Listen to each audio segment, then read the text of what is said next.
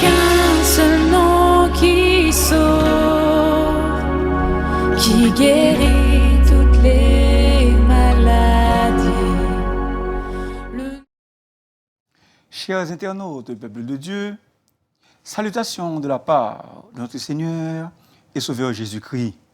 Aujourd'hui, nous trouvons le message de la parole de Dieu dans Exode chapitre 3, versets 13 à 15. Et je fais la lecture. Moïse dit à Dieu, « J'irai donc vers les enfants d'Israël, et je leur dirai, le Dieu de vos pères m'envoie vers vous. Mais s'ils me demandent quel est son nom, que leur répondrai-je? Dieu dit à Moïse, « Je suis celui qui suis. » Et il ajouta, « C'est ainsi que tu répondras aux enfants d'Israël. Celui qui s'appelle « Je suis » m'a envoyé vers vous. » Dieu dit encore à Moïse, « Tu parleras ainsi aux enfants d'Israël. L'Éternel, le Dieu de vos pères, le Dieu d'Abraham, le Dieu d'Isaac et le Dieu de Jacob, m'envoie vers vous.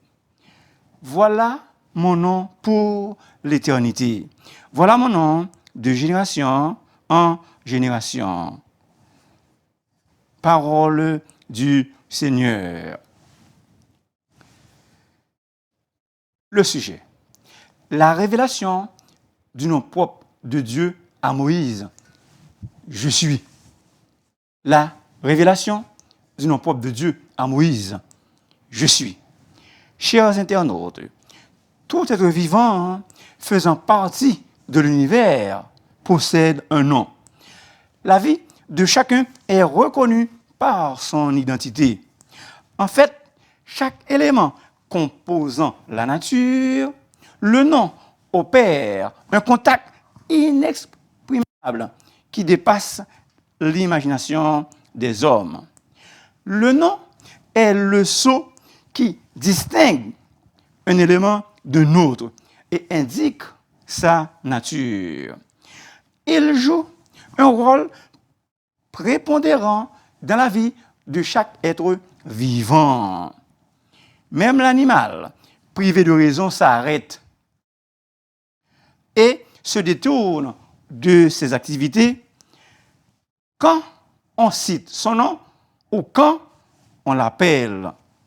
Chaque espèce humaine est attachée à son nom, quelle que soit son appartenance sociale.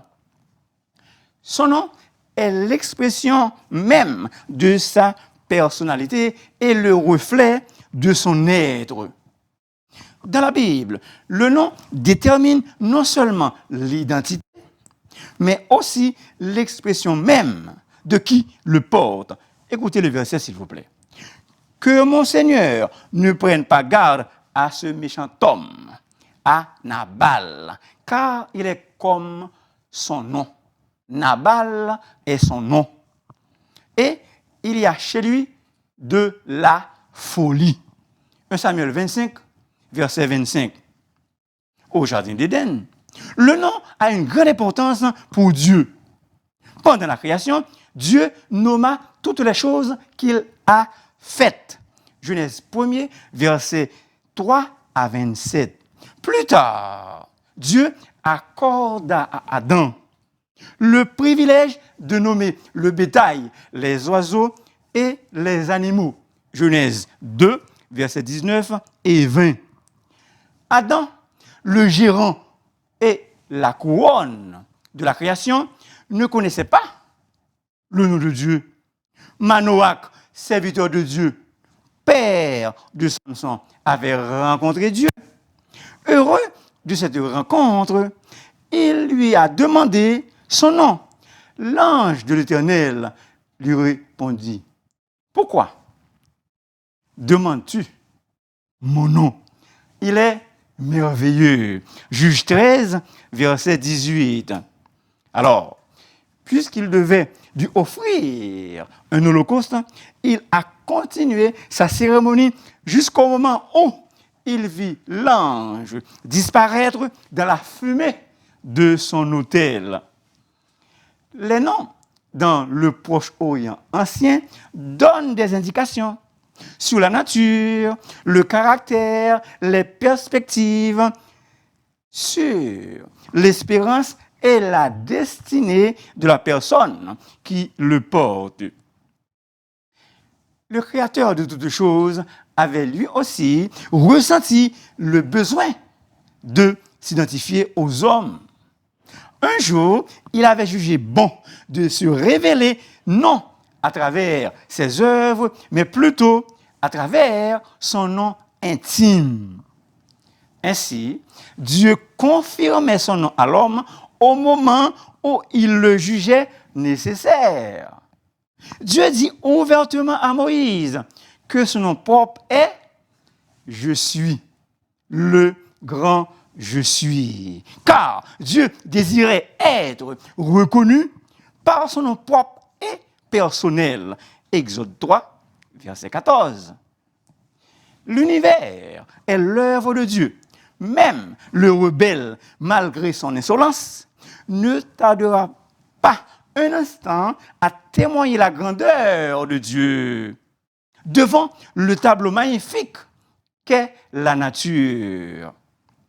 L'univers reste et demeure non seulement une œuvre gigantesque devant le rebelle, mais aussi un tableau inexplicable à ses yeux. Il peut choisir de ne pas servir Dieu, mais il n'ignore pas que Dieu est l'auteur de ce qu'il ne peut définir et comprendre. Pourtant, quand on lui demande le nom du Créateur, il commence à bégayer. Être ou ne pas être. To be or not to be. Dieu dit que la lumière soit, et la lumière fut. Dieu, l'être suprême, éternel et parfait. Descartes, cognito ergo sum. Je pense, donc je suis. Trois faits importants sur le nom propre de Dieu. Réfléchissons sur les trois faits suivants que le nom propre de Dieu nous révèle. Premièrement, son omniscience. Dieu, par sa révélation du « je suis », nous indique qu'il connaît toutes choses, quelle que soit leur nature. Il est celui qui est capable de lire la pensée de tous les êtres, visibles ou invisibles. Aucune connaissance ne lui échappe. Il voit tout et connaît tout. Il tient dans sa main toutes les forces de la terre et du ciel, de dessous de la mer et les airs. Rien ne lui échappe. Rien ne lui est caché. Hello? Est-ce que vous êtes là? Dieu est en mesure de se souvenir du passé, de contrôler le présent et de voir l'avenir. La parole n'est pas sur notre langue, que déjà l'Éternel la connaît entièrement. Aucune pensée ne peut monter à l'esprit de l'homme sans que Dieu la connaisse déjà et entièrement. Rien, nothing, absolument rien ne peut étonner Dieu ni le surprendre, car il connaît le secret de toutes les sciences et c'est ce qu'il adviendra du lendemain. Bon Dieu connaît tout secret science et ça qu'a privé demain. Psaume 139, versets 1 à 6. Nulle créature est cachée devant lui, mais tout est à nu et à découvert aux yeux de celui à qui nous devons rendre compte. Psaume 139, Hébreux 4, verset 13. Hébreux 4, verset 13. Deuxièmement, son omniprésence. Dieu, par son affirmation du « je suis », révèle à l'homme qu'il est présent dans tous les lieux. Il n'y a pas un endroit où Dieu ne peut pénétrer. Et donc, il est présent dans toutes les sphères. Il entre sans permission dans quelque endroit. Aucun secteur ne lui est interdit. Aucun endroit n'a de secret pour lui. Dans les ténèbres comme dans la lumière, dans le ciel comme sur la terre. Il entre avec puissance et aucune distance n'est trop éloignée pour lui. Il peut être présent dans tous les lieux au même instant. Psaume 139, versets 7 à 12. En fait, cette péricope, Exode 3, versets 14 et 15, confirme théologiquement l'omniprésence de Dieu. Jésus, après sa victoire convaincante sur la mort, dit aux disciples, « Voici, je suis avec vous jusqu'à la fin du monde. » Jésus a confirmé qu'il serait toujours à côté de ses disciples, non pas jusqu'à la fin des jours, mais jusqu'à la fin du monde. Non pas jusqu'à la fin des jours d'un disciple, mais jusqu'à la fin du monde. Ô peuple de Dieu, quelle garantie, quel immense privilège pour un chrétien d'avoir constamment la présence de Jésus. Pendant que les chefs d'État et les hommes célèbres meurent sous les mitraillettes, quoique en compagnie de leur garde de corps. Écoutez bien s'il vous plaît, le chrétien a Christ comme protection et espère vivre après la fin du monde. Le chrétien a Christ comme protection et espère vivre après la fin de ce monde. Cette présence, seul Jésus, seul Dieu peut la promettre.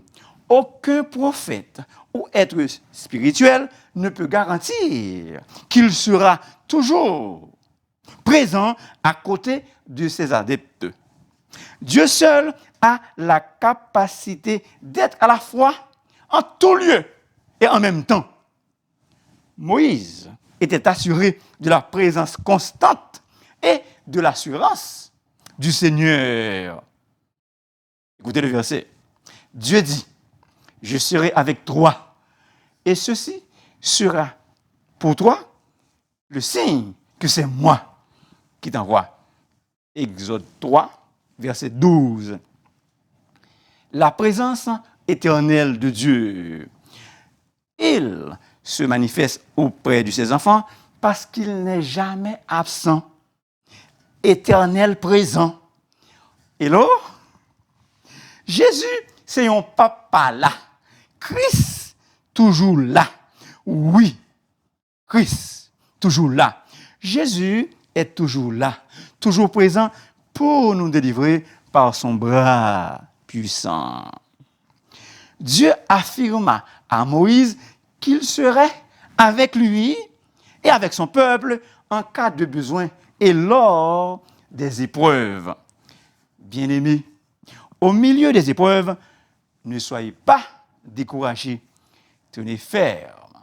Kembela, vous savez comment Dieu a fait éclater sa gloire en Égypte en accomplissant des miracles extraordinaires. Les displays.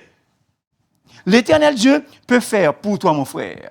L'Éternel Dieu peut faire pour toi, ma sœur, des miracles extraordinaires. Troisièmement, son omnipotence. Dieu, par son identification comme « je suis », nous enseigne qu'il possède tous les pouvoirs. La puissance de Dieu est absolue. Il n'y a aucun être qui puisse mesurer Dieu ou contrecarrer sa force.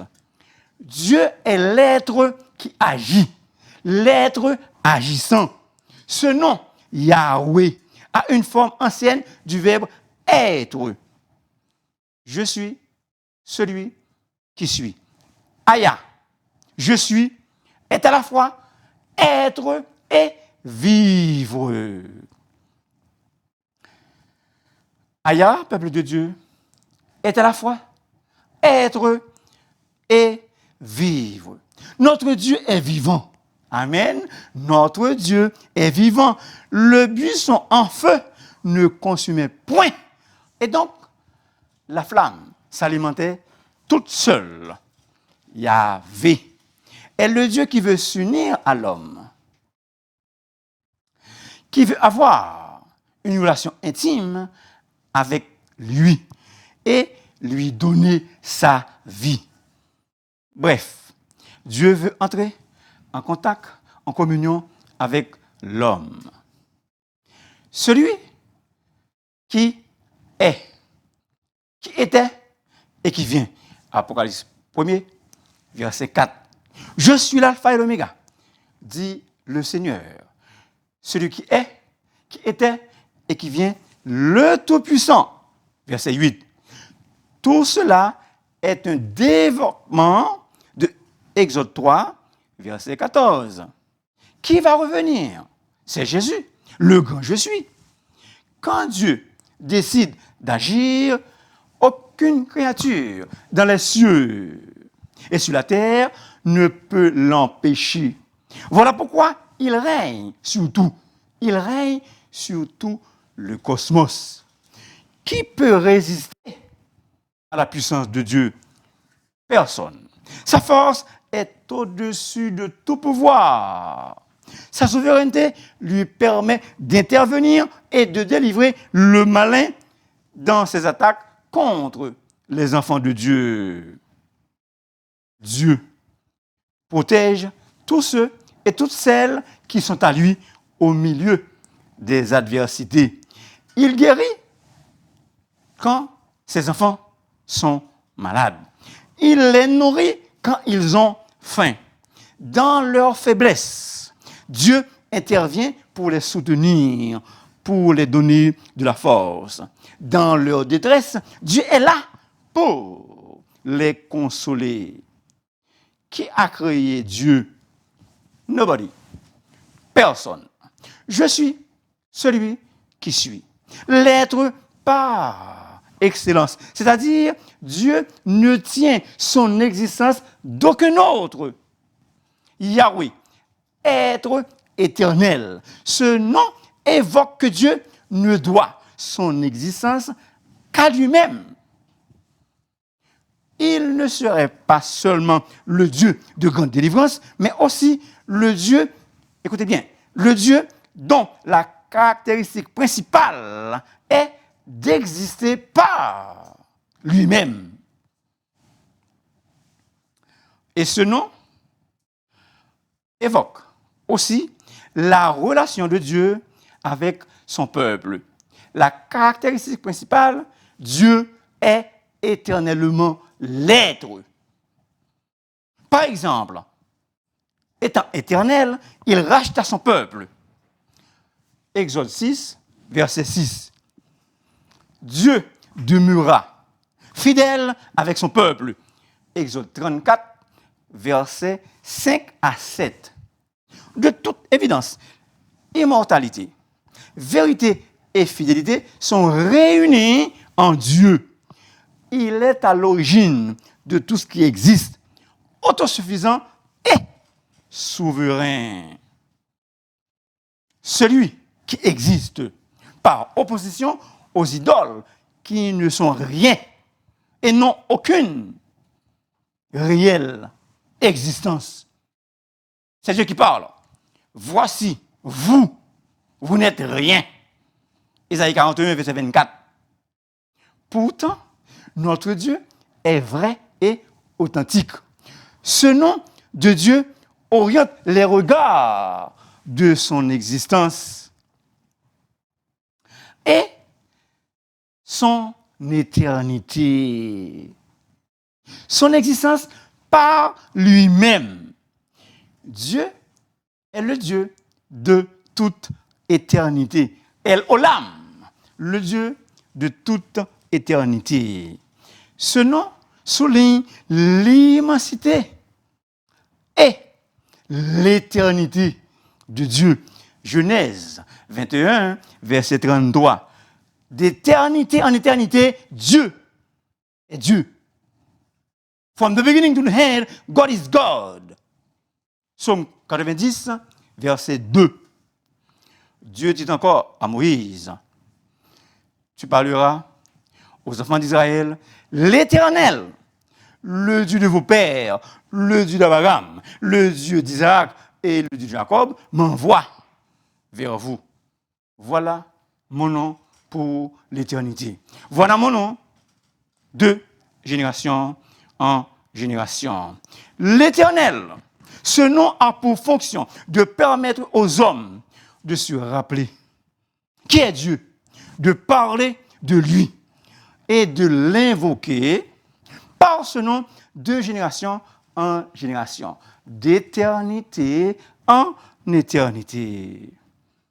Mon cher ami, le vrai Dieu de l'univers, le Dieu de l'univers veut avoir une relation intime avec toi.